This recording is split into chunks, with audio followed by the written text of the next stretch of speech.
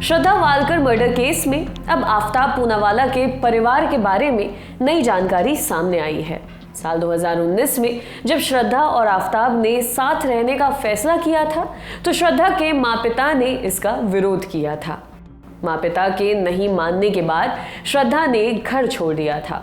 मलाड में एक किराए के घर में श्रद्धा और आफताब शिफ्ट हो गए। अब जानकारी सामने आई है कि घर छोड़ने के बाद श्रद्धा के पिता और उसके भाई मदद के लिए वसई में आफताब के घर पहुंचे थे, लेकिन उसके परिवार वालों ने श्रद्धा के पिता को घर में घुसने तक नहीं दिया था।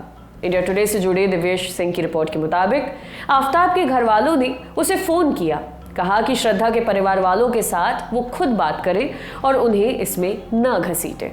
आफताब के घर वाले किसी तरह की मदद को तैयार नहीं थे।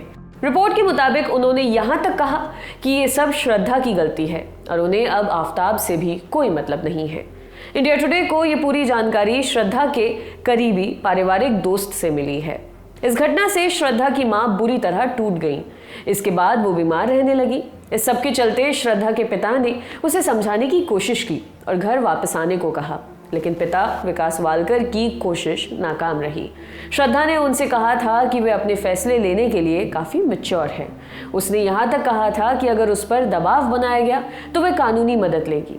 इसके बाद धीरे धीरे परिवार की श्रद्धा से बातचीत बंद हो गई।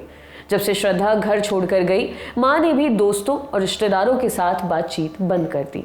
23 जनवरी 2020 को श्रद्धा की माँ का देहांत हो गया। फैमिली फ्रेंड ने एक और जानकारी दी कि श्रद्धा के साथ आफताब की मारपीट के बारे में उसके कुछ दोस्तों को पता था। एक बार मारपीट के बाद श्रद्धा के दोस्त लक्ष्मण और सुबिन उसे रेस्क्यू करने गए थे। मारपीट के कारण वो 3 दिन तक अपने दोस्त के घर ठहरी थी। फिर आफताब उसे मनाने आया। उसने माफ़ी भी मांगी और कहा कि दोबारा ऐसी गलती नहीं करेगा।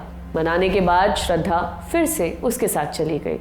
माँ के निधन की जानकारी मिलने पर श्रद्धा घर आई थी। फिर आफताब उसे वहाँ से लेने भी आया था। फैमिली फ्रेंड ने दावा किया कि इस दौरान जब श्रद्धा घर आई थी तो उसने अपने पिता को आफताब की मारपीट के बारे में बताया था। पिता ने फिर से उसे घर पर ही रुकने के लिए कहा था, मगर आफताब के साथ श्रद्धा फिर से चली गई। इसके बाद पिता और बेटी के बीच बातचीत पूरी तरह से बंद हो गई थी। शुक्रिया।